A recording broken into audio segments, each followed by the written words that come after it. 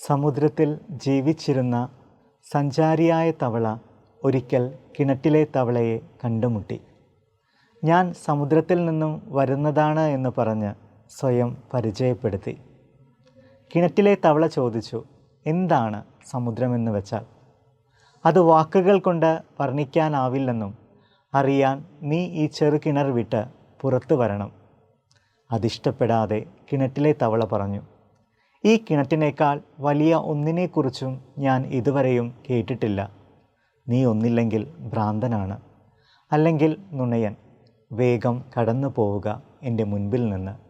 നിൻ്റെ അബദ്ധങ്ങൾ എനിക്ക് കേൾക്കണ്ട.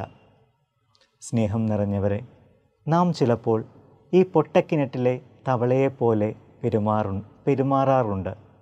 വാക്കുകൾ കൊണ്ട് വർണ്ണിക്കാനാവാത്ത കൃപാവരങ്ങൾ നൽകുന്ന വിശുദ്ധ കുർബാനയെക്കുറിച്ചും കൂദാശകളെക്കുറിച്ചും പറയുമ്പോൾ ഈ പൊട്ടക്കിണറ്റിലെ തവളയെപ്പോലെ നമ്മുടെ പൊട്ടക്കിണറാകുന്ന മടിയും മദ്യപാനവും ലഹരി വസ്തുക്കളുടെ ഉപയോഗവുമെല്ലാം ഉപേക്ഷിച്ച് യഥാർത്ഥ സ്വാതന്ത്ര്യം നൽകുന്ന, അനുഗ്രഹങ്ങൾ നൽകുന്ന ജീവസമുദ്രമായ ദൈവത്തിങ്കിലേക്ക് പ്രവേശിക്കുവാനായിട്ട് നാം മടി കാണിക്കാറില്ലേ?